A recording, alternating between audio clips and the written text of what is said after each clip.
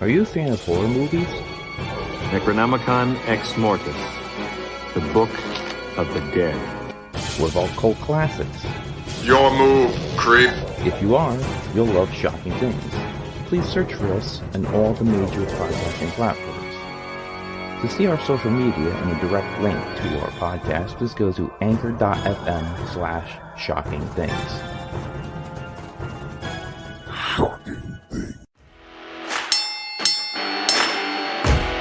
Tracy Smothers, Harley Race, Tim Storm, Bushwhacker Luke, Bobby Fulton. The Pro Wrestling Vault, Volume 1, Bill Dundee, Supermax Hernandez, C.W. Anderson, Ricky Morton, Sir Mo, and many others share their stories of determination, triumph, and sorrow. Get your book today at Russellville.com or at Amazon.com. Russellville, it's where wrestling lives.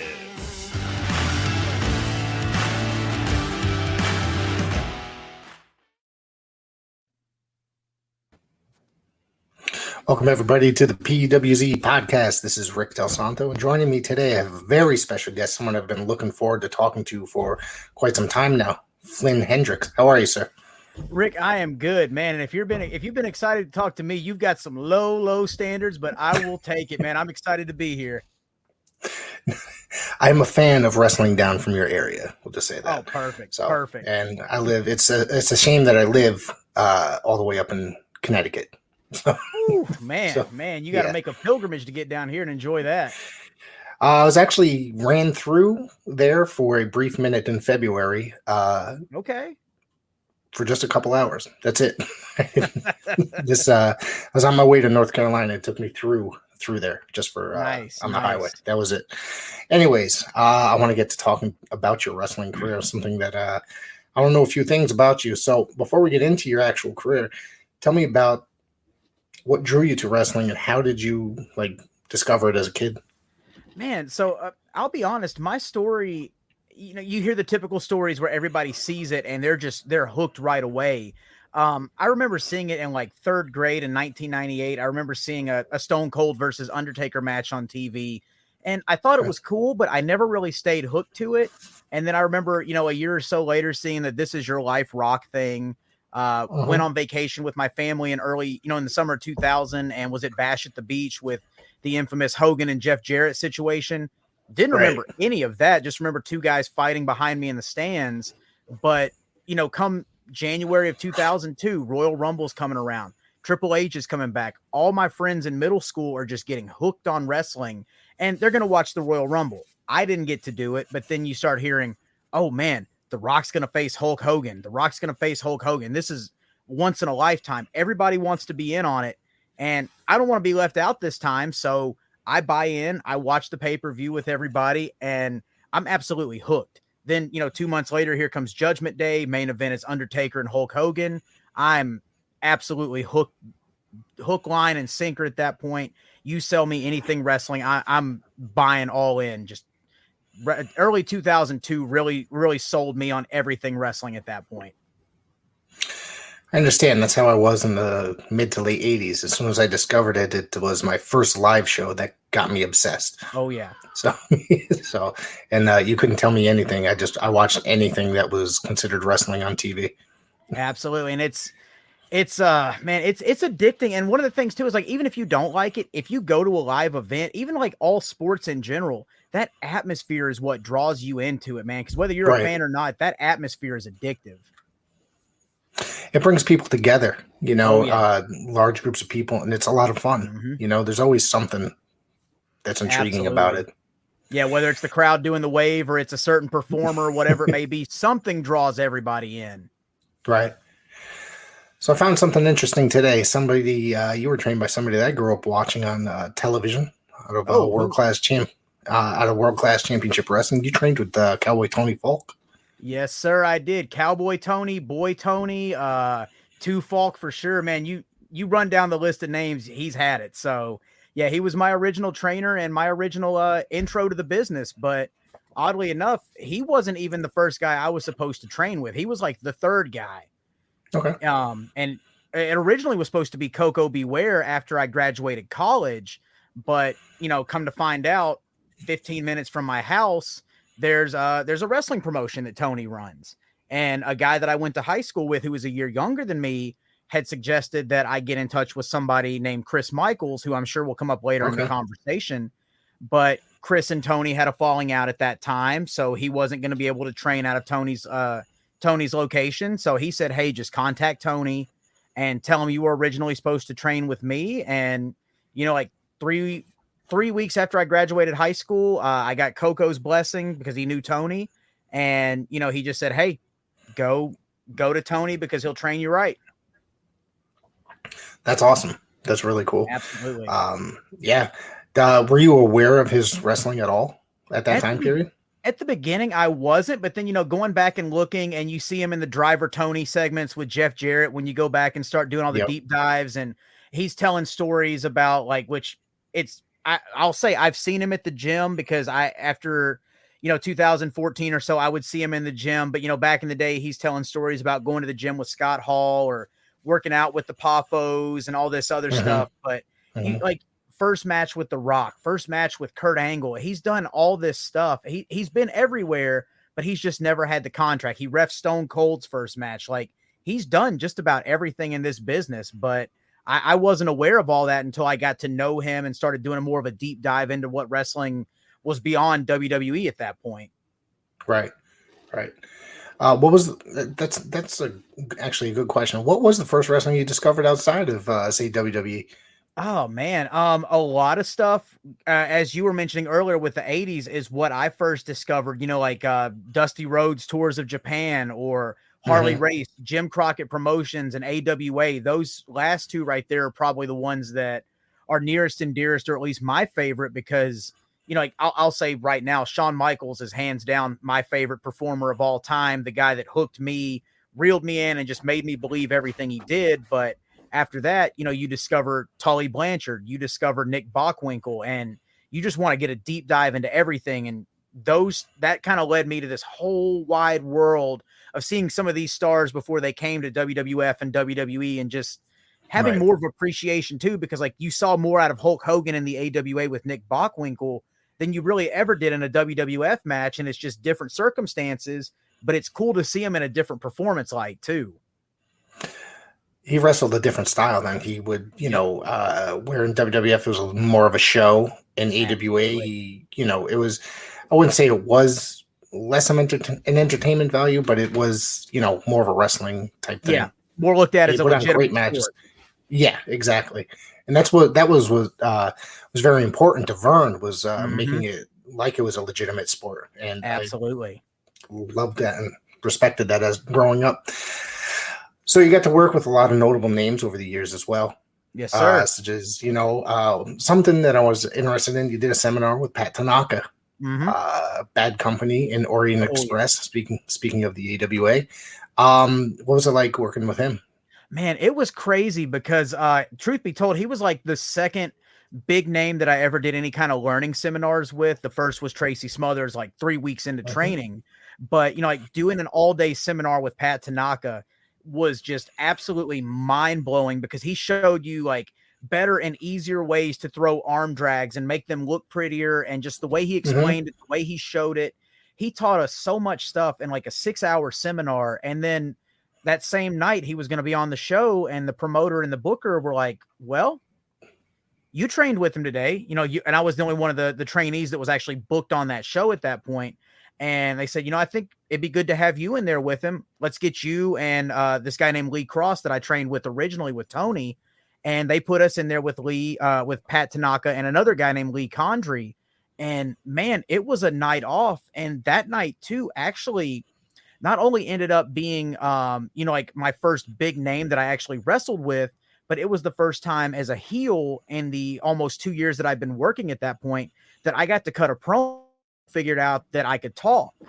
So, you got that. And then I remember too, Pat was throwing chops, but he would tell me as I was throwing him, he's like, you can turn me around, but don't you throw chops at me. It's like, okay, I'm glad you told me, because I was going to throw some chops at you. But, it's it was so easy. And the chops, I mean, granted, there's a picture I'll share after the fact, but you can see me with him in the back, and I've got the handprint across my chest, and oh man, but that was kind of like a door opening moment for me. And it put a lot of people that didn't have a lot of high hopes for me. It put me on their radar and made them look at me in a different light too. Right. You also worked with, let's see, you did Ricky Morton. Yes, sir. Who's an absolute legend in the sport and still going at, what's he, almost 70, 65 years old? Something like that. He's in his late 60s, if I'm not mistaken. And I think he's tagging with his son now, too. Yeah, Kerry Morton, they show up on Current Product NWA, which I watch every week. I guess him and Robert are doing the finale tour, grand finale tour, but him and then the three of them are sometimes touring. So how was that with working with Ricky Morton? Man, as you mentioned, a three-way thing actually worked him in a six-man tag position. And it was so simple, so easy. Didn't have to be nervous about anything because it was literally all on the fly, nothing laid out. Yep. And the finish was really out of nowhere too, and not something you would expect. But I mean, like, it was legitimately a night off, and you understand why so many people all these years later, like, it just puts it in perspective why he's still held in such a high regard, because he's light as a feather, and not to pull too far behind the curtain, but he's out there making jokes with you as you're going through everything. So you really can't be nervous. You're just trying to keep a straight face. Right. I do want to know that you did work for some on NWA territories at the probably in the early to mid 2000s. And you were the final holder of the NWA Mid-America X Division title. Yes, sir. Why don't you tell me a little bit about that? Man, I have to say that was probably that's a regret that it didn't go any longer, but just due to differences with the promoter, I won't get into details on that. But that's okay.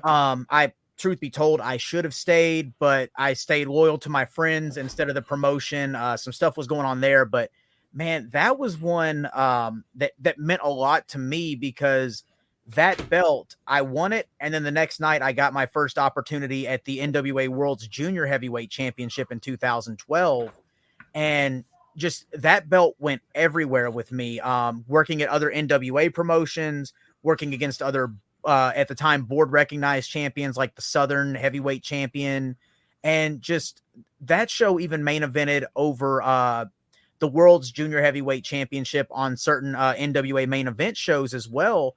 And then, to defend it in its last known match in a 60-minute Iron Man match in a building with no heat and no air conditioning. And oddly enough, we were the semi-main event under the NWA North American and the NWA Southern Heavyweight title in a champion versus champion match. Just to know that we did that, or that I was the one holding the belt at that time, like, that's still something that I hold in high regard, 11 years later, or 10 years later at this point. That's really cool. And of course, you held the Tennessee Junior Heavyweight Championship as well. Yes, sir. It's oddly enough, it's like I go from the X Division straight to the Tennessee Junior Heavyweight. It's like 1 month gap in there. I retire one, pick up another, and then I hold it until I think it was retired once and then brought back and then retired like 2 months later. But I held it until mid 2013-ish, somewhere around there, for NWA Top Rope. And then Top Rope closed its doors for a little while. But, again, in there doing that, I had five separate reigns with it. And then I ended up taking it into my second chance at the World Junior title, that time against Chase Owens. And we went for 45 minutes in that match. And, it's just, again, having that title and being able to actually take it to other states and defend it. It made me, you don't see a lot of traveling champions, at least anymore in this day, because it's not necessarily smiled upon or looked at favorably. But at that point, it was Bruce Tharp's NWA, but other companies were willing to have that title there and have it recognized as a legitimate championship. And, I would get to defend it on other shows. And that was a pretty cool thing, because the traveling champion thing was a thing I became a fan of, with Ric Flair doing it and Harley Race, Dusty Rhodes. You hear about these guys going and just working with complete strangers, making it mean something and making that guy mean something. And, it gave me a chance to work with people I never really would have got the chance to work with otherwise too. Speaking of Ric Flair, I got to ask you, obviously he's made the news quite a bit in the last 2 days. What do you think about him coming out of retirement for one last match? So here, I have two feelings on that. One, am I allowed to cuss on here? Absolutely. Okay. It scares the ever-loving shit out of me knowing his health conditions and his age. Yeah. Because, I mean, the greatest of all time, 1A with Shawn Michaels, and he had a hell of a send-off, and you don't want to see that tarnished. But at the same time, too, I'm selfishly tagging him in post because it's literally happening in my backyard at the Nashville Fairgrounds. I hate to say, I know he's not going to have a match with me, but I'm going to try and hook my name on it as best I can and get some free publicity out of it. But, it's just more than anything, I don't want to see the guy get hurt, especially knowing all the health conditions and everything he's had over the last few years, too. I think it's been confirmed later this afternoon that Ricky Steamboat's going to be part of that match as well. And that's what I saw, too, which if it is, man, that's going to be one for the ages. But again, too, that guy's had health problems, so I just don't want to see anybody get hurt. Absolutely. I mean, if you think about it, Steamboat did come back, 2007, 2008, something like that, and put on a pretty good match. Yeah, and then he had, I think he had the incident where he had a brain aneurysm or something like that as well. Yeah, that was after that. Yeah. So I hope nothing happens to either of them. They are two of my favorites of all time. Absolutely. Flair is absolutely the greatest of all time, no question. So I'm very interested. I am interested in that match, but I am in agreement with you. I don't want to see anybody die in the ring or anything crazy happen because Flair has a pacemaker, and it's been noted several times since this announcement. But I mean, that's one thing that keeps sticking out to me too is in interviews, he constantly says he's in better shape than he was, X amount of years ago when he was actually performing, which again, like he always says, there's a difference between being in shape and being in ring shape. So, like a few years before his health incidents, he's sitting there, like deadlifting 405 pounds. That's a hell of an accomplishment right there. But man, I don't know what his ring stamina is like, or like you said, if the pacemaker is even going to allow him to do this stuff that he used to do. So it's a scary thing when you don't know. Yeah. I guess one of the other things that was mentioned is it's a possible tag match that him and Steamboat, would each have a partner. So I guess we'll have to see as it gets closer to that event. It's going to be part of StarCast this year. So and that's interesting. That's going to be a stacked weekend in Nashville too, because it's going on right after SummerSlam too. Yeah, it's StarCast that whole weekend, which is just the big event that they do, whatever. Yeah. And there's tons of events that surround it as well. So I kind of got a little bit ahead of the game. Tell me about some of your earliest stuff in the ring. What about one of your first matches, I guess? Well, first match. First few, actually. I'll go ahead and say the first 4 years, and depending on who you ask, some people will say I got better. Some people will say I never did. But, like those first few years were a really big learning curve because not only was I going through different name changes, then I eventually went by my given name with my middle name, Dyron. But a lot of it was just going through the motions because I was so nervous and wasn't confident in what I was doing. And, that's from like the end of 2007 until early 2011. So like the first 3.5 years. And, people are still wanting to work with me. They're still teaching me. It's just putting the pieces together until that aha moment finally happened.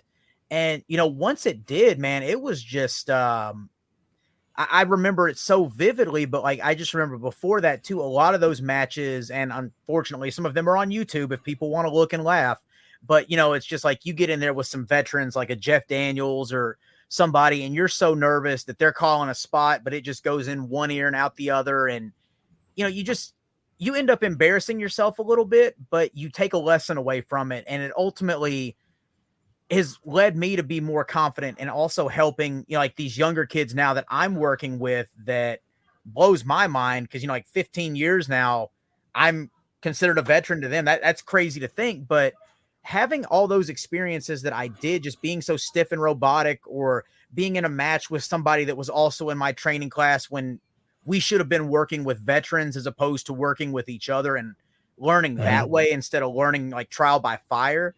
it really put a lot of things in perspective and made it easier for me now to help communicate with some of these younger kids that may be going through the same things, because I outside of wrestling, I'm somewhat of a teacher to like people in the corporate world, and I enjoy that aspect of things. So if I can find a way to communicate it and make it work, I take my embarrassing experiences and make it a positive that can help these people so that hopefully they can avoid that and, come around to the aha moment a different way. But, I got to give credit to a guy named Mike Promo, who again is, to some people, he can do no wrong. To other people, they don't have the time of day for him.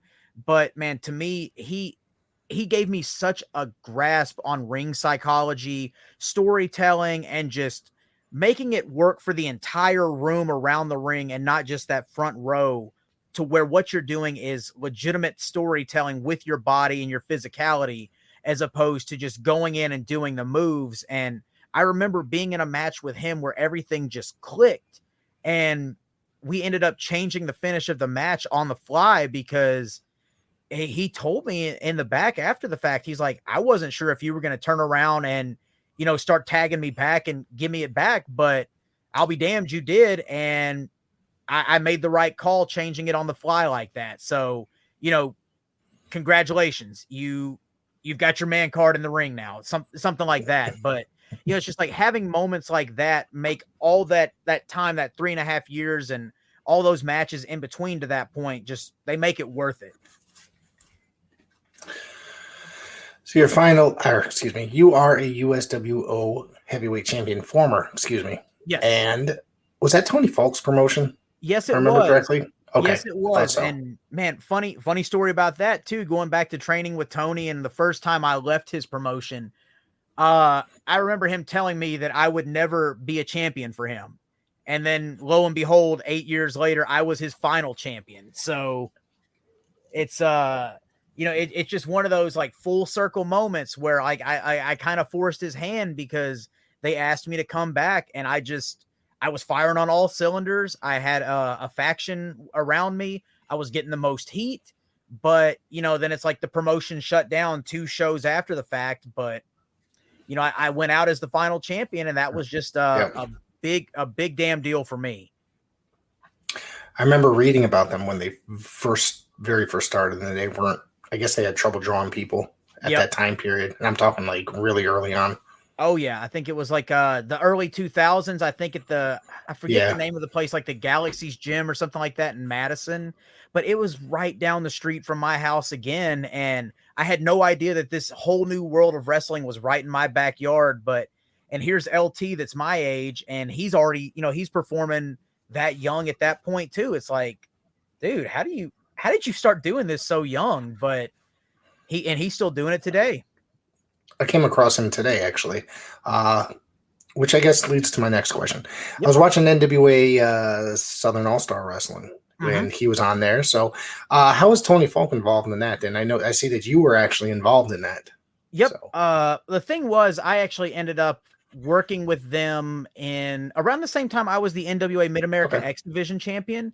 TJ Weatherby, before he passed, man, he made a point to make a spot for me there, and I would be coming most nights straight from a 12-hour shift at work. I would get dressed there, show up, walk in the locker room, and then literally my music would hit and I'd be out in the ring. Then I'd shake hands after the fact. But that place would pack out Friday nights. I loved the setup that they had. The locker room could have been bigger, but that's neither here nor there. But, eventually it got to a point where they got involved with the NWA near the end of the Bruce Tharp era. And I was the Southern Heavyweight champion at that point, and I ended up losing that belt to Wolfie D, and then it officially became the NWA Southern Heavyweight title. That became NWA Saw, and I think Tony was like an on-screen commissioner or something along those lines. But shortly thereafter, I had a disagreement and essentially just wasn't going to be bullied by some of the powers that be about different bookings and things like that, because that second opportunity I had at the NWA World's title for NWA Top Rope was 30 minutes down the road in Lebanon, Tennessee. But over here at NWA Saw, you're trying to delegate me to losing in 2 minutes to a vertical suplex while I'm the Tennessee junior heavyweight champion, but that's not being recognized here. So it made no sense. So I eventually ended up leaving there before in early 2013, I believe is when it was. Okay. But then Tony also started running USWO out of that building. So on separate nights, they would have me there, and that's where it ended up leading to me having the USWO heavyweight title. But eventually, when TJ unfortunately passed in 2014, everything just eventually ended up shutting down in that building, which was an absolute shame. I thought that was a great building, and the setup for their television looked very professional, and it sounded great and looked great, and looked like a lot of fun. I like going back on YouTube and watching those old episodes. It's a really cool show. And what's so crazy is like they had it down to a science to make it like a TV studio for Jim Crockett Promotions, where it's a smaller crowd, but they're so into it, and the camera angles make it look like it's a bigger arena.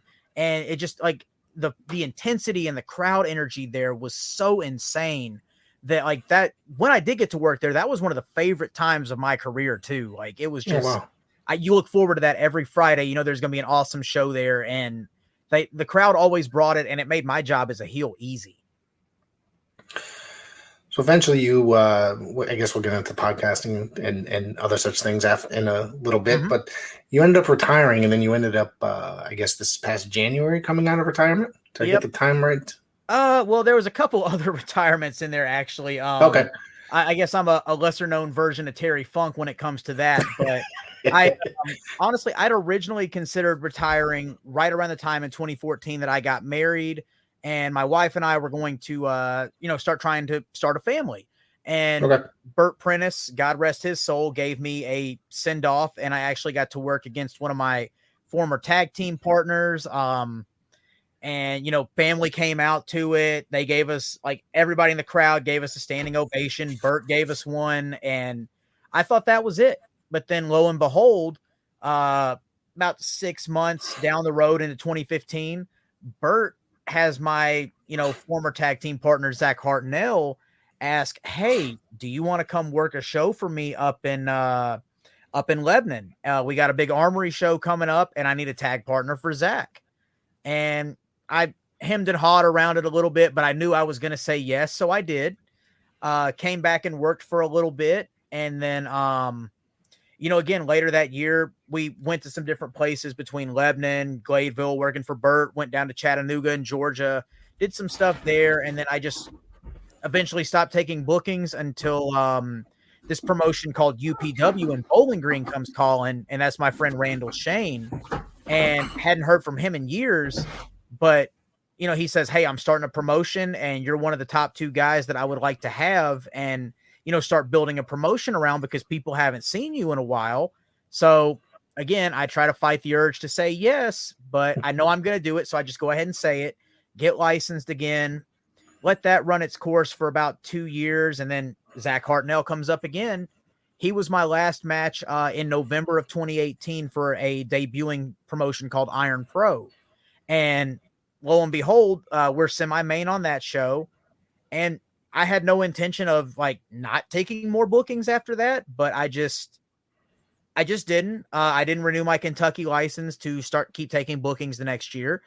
And I just kind of stopped, as we found out we were pregnant with our second son at that point. So it just kind of, the universe worked in that way until, fast forward to December of 2021, Vic the Bruiser, legendary name around these parts, says he's going to be retiring this year. He's already, started his retirement tour and all that fun stuff. Says, I want you to come back, and I want you to be a part of some of these retirement shows. And, you can't say no to a guy like that, especially when he wants to work with you again. So you go through the process of getting licensed, you get your physical, and here we are again. So I guess I've retired 3 times, but now I'm back and I'm having fun. So that's awesome. Yes, sir. So you ended up, you mentioned his name just a second ago, feuding with Zack Hartnell. Yes, and then you absolutely. ended up, which match just went, And a match that went all over the arena. Was that supposed to be last man standing? I didn't put it in my notes. I'm sorry. It was actually, I guess you would consider it just no holds barred. No holds barred. Yep. Yeah, and depending on who you ask, it had like 3 different stipulation names or whatever. But it's funny because, going back to that USWO, mentioning that faction right there, he was one of the guys that I had in that group with me. And funny enough, too, he's the guy that I wrestled on my wedding night because stupid me, the dedicated wrestler instead of the dedicated husband. The night I got married, we did our ceremony earlier that day. That night, I drive down to a show for Bert, and I faced Zack Hartnell. So he's tied in my life in so many different ways. But then eventually, we come back and we start a tag team, and then tag team splits up, and we've been feuding ever since. And the thing was this most recent match, and he was actually my first match back after 3 years off too. Was for the UCW Southern States title, which is sitting right here beside me. Now it's on camera. Yep. One of the longest active titles in the state of Kentucky. And, the stipulation was false count anywhere. I've beaten him with brass knuckles twice.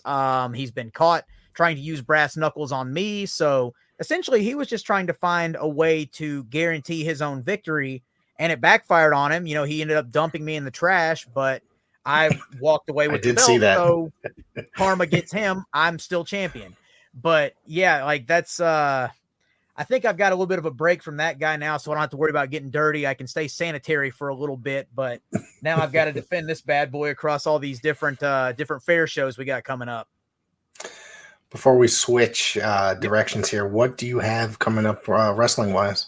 Oh man, wrestling wise, I'm actually going to be traveling out to California here in the next, actually, as we're recording this now, next Wednesday, my wife and I fly out for LA and Anaheim.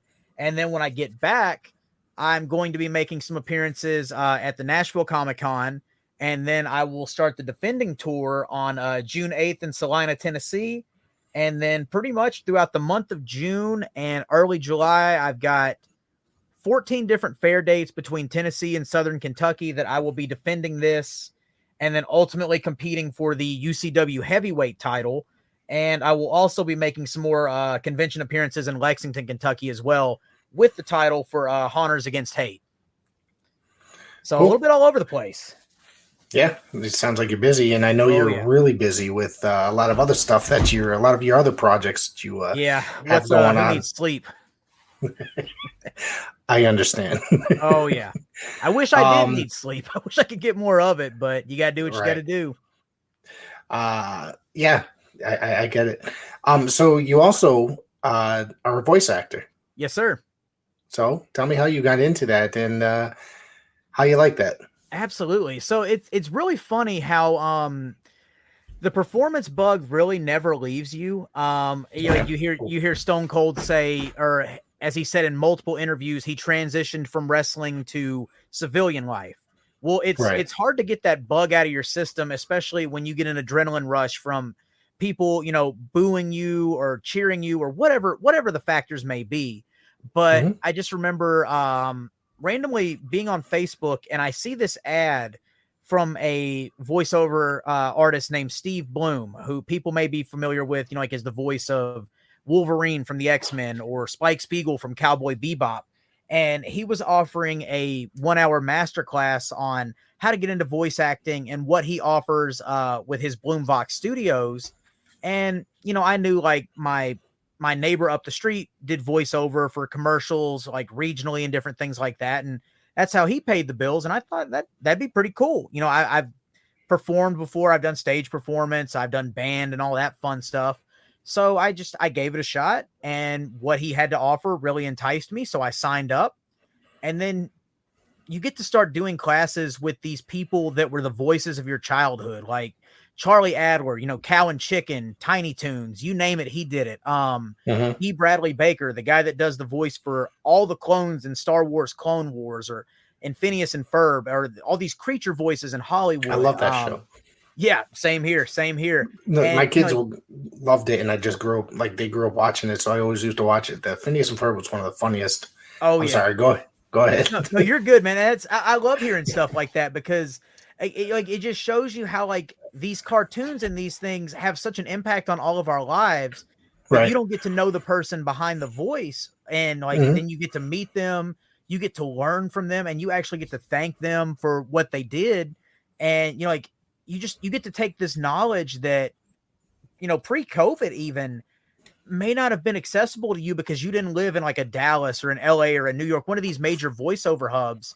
So like you get your intro to the business from these legends, and you get to thank them at the same time that they shaped your childhood and they made you want to pursue this. And then, you find out who the best coaches are. You find out how to get a demo made and all that. And you find out how to make a booth, which you can kind of see partially mine right there. That'll be upgraded soon, but you find out what equipment to make. Like it's a whole process, and it's fun to do. It's a labor of love, just like wrestling.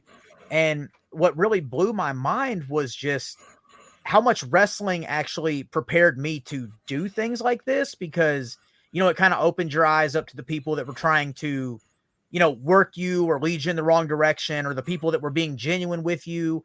It taught you how to project and, like put yourself out there, because it's easier to go too far and reel it back than it is to pull something out of somebody. So like wrestling, taught me how to go big and just improv these performances basically. And then even from that, I learned that, it's more than just making voices. It's actual acting. You just have a microphone in front of you. So I got heavy into improv, which I'm still doing. And again, oddly enough, there's another wrestler from your neck of the woods that's in my improv group now, and still trying to get booked up there to go work with him, but that ain't happened yet. But, it's like, it's just funny how this all kind of prepares you for these different worlds. And I mean, that's led me to have 3 different agents now. I've done commercial work. I guess people may know it like for Yelp. I've done it for Stanford University. I've done it for a manufacturing company in Oklahoma called J&I. And, I've even done stuff over in Germany for like their mobile TikTok ads and gaming ads for League of Legends, because I made it a point to learn dialects as well. And I've learned 13 different dialects, and they needed a Southern voice for their commercials, for like a Southern general. And that, learning a dialect got me booked, and just having all this under my belt before I came back into wrestling even has just completely changed what all I can do now as a wrestler. And it's still giving me that performance itch, but the only thing that's hard about it sometimes is I'm literally in an enclosed space, and I may have somebody on the other end of the screen like we are now, but sometimes I'm having to self-direct myself, and I'm having to just shut my brain off and just realize, okay, was that good enough? Is it good enough? Okay, just send it and forget it. That's the hard part. It's just not being your own worst critic, which, again, in wrestling, you go back and you watch a match, you see what you did good, what could be better. With voiceover, if you do that, man, you're going to drive yourself insane. That's all I can say about it. But it's been an awesome thing to help me, chase that itch, and it's led me to some great opportunities. But I'd be lying if I said I was anywhere near done with it, because there's still so much more that I want to do. And ultimately it's how I would love to make my living full time. So it does keep you busy though. Oh, absolutely. Like after this, I've got about 8 auditions that I'll have to knock out before the night's over. So I heard you mention that in your most recent. Yeah. I listened to your most recent podcast. I heard you say that, you work and then you come home and you do 10, 15 auditions real quick and then knock them out. I mean, I find that when I heard those numbers, I found that insane. Yeah. That you have time to do all that. Man, it's a labor of love, like I said. And there's some days, I have to get out of this mindset sometimes. There are some days that I am just completely just dead to the world because it's been a stressful day at work, or we've had like baseball games for my oldest, or whatever it may be, or I'm just not feeling it. So, some days I have to tell myself it's okay if you don't do these, because you're not going to bring your best to it. Then you're just wasting your time. You're wasting their time. And, you got to know when to put it on the back burner. But, it's just, if they keep coming in, that's my job to do them. As long as they fit for me, I'm going to make it happen one way or another. Right. That's really cool. Absolutely. So you ended up starting podcasting as well, and you've been pretty busy with that. You have several podcasts, correct? You have, or at least two that I'm aware of. Yep, just two right now. There's potentially a wrestling one coming down the road. I will say I've recorded a couple episodes for that. And I'm recording it with one of the guys that actually got me into wrestling. And if you listen to my podcast, I Know You Hear Me, it's my friend Chris Rucker that actually interviewed me on the first episode of the podcast about marriage. And I'm going to drop a couple episodes in the I Know You Hear Me feed just to kind of get a feeler and see how the numbers look for it. Because, everybody's got a wrestling podcast now, it seems like. But one of the things we want to look at is just like, what would happen if, X event didn't happen? Like the first thing we talk about when we recorded it, it was timely because, unfortunately Scott Hall had passed away. What would have happened if Scott Hall hadn't gone to WCW? And then, another one that we have coming is what if William Regal hadn't got suspended in 2008 when he became King of the Ring, and where would that run have gone? It's just like different things that would have changed the shape of wrestling, or maybe given somebody that title run that they never got, or just what it would have looked like for the landscape of the business as a whole. Do you have a name for that podcast? The name we're looking at is Wrestling with Hypotheticals. Okay. It will be in the I Know You Hear Me feed, so absolutely. I can find it in there when it's released. And I just subscribed today, by the way. Thank you. I appreciate that. I was doing some research, I wanted to get a feel. And I really enjoyed the episode that I did listen to. I listened to the most recent. But on the podcast, you have all sorts of people on there. Oh, yeah. Such as podcasters, wrestlers, actors. So what drew you to making that way? Man, I'll be honest.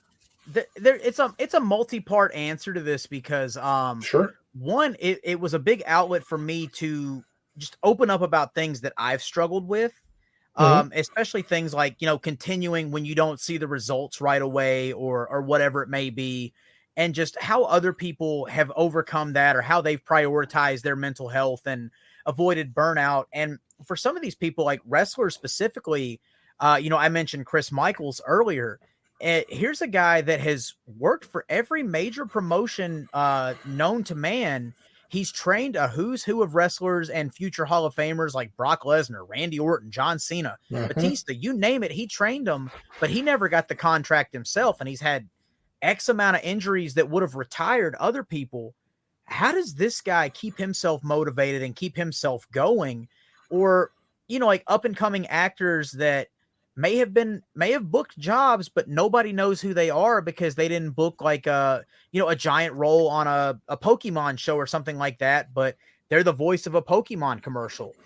What's it like for them? Like how do they deal with the ebbs and flows of voiceover where you go on a hot booking streak and then you hit a low period? How do you stay motivated until that next audition or that next booking comes your way?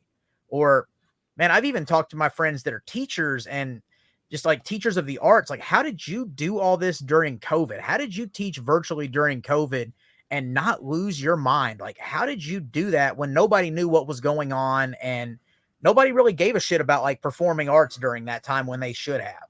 Like how did you do all that? Like there's just been a plethora of different people, and I've been fortunate enough to know like a lot of these people through my different endeavors, and just the fact that they want to come on and chat and just take the time and not be difficult about it. Dude, that means the world to me. And by all means, I'm going to give you a platform to say whatever you want, as long as it's not, like offensive or racial or anything like that. But like Dan Severn, for instance, I recorded an interview with him back in February when he was driving cross country. He just talked to me on the phone and we recorded it for the podcast, and that's going to drop in August. Like I've recorded so many episodes to get in the can now as this year's gotten busier for me. So, like I was telling you earlier, you're going to be a future guest, but I'm booked up till August, then haunt season starts and I go back into acting again and I have no life. And then I'm going to pick it right back up around the holidays and start interviewing again. But right now I've got enough interviews in the can to get me to the end of season 3 in February of next year. So it's just, it's a time intensive labor of love and having a lot of friends that want to chat. That's incredible. That really is. That Absolutely. You have that much and you're booked up that long. It's just incredible. I'll be honest, man. I did not think it was going to take off the way it had. And I mean, like, don't get me wrong, my numbers are by no means like an Adam Carolla's numbers or anything like that. But man, people are tuning in, people are listening, and they're sending me messages and, like, hey, I love this week's episode, or like you just mentioned and you just subscribed. I appreciate that more than I could ever say. Yeah. So it's just knowing that people enjoy it makes it easier to continue doing it for sure.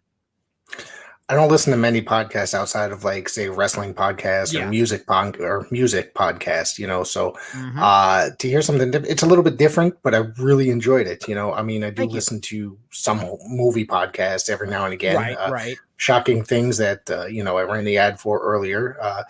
It's a fun thing to just do stuff out of the norm, listen to stuff out of the norm. It's cool. Absolutely. So you also, tell me about the second podcast you have, The Haunt. Yep.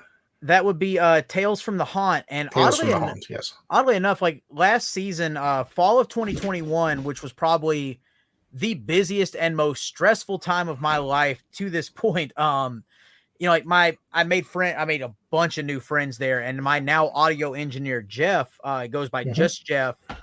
He's my co-host for that show. He said, hey, have you ever considered doing a haunt-themed podcast where you talk to different actors about how they got involved, or talk to people that run these haunted attractions and what it takes to actually make it happen, or whatever it may be? And I was like, I hadn't, but that's a hell of an idea. And we hadn't really seen anybody else like that. And if you have done that podcast, I apologize that I wasn't aware of it sooner. But, it's just a unique concept. And it's got its own little niche audience, but it's still growing. And like I was mentioning, that Haunters Against Hate convention this summer in Lexington, that's going to be the first convention appearance for that show.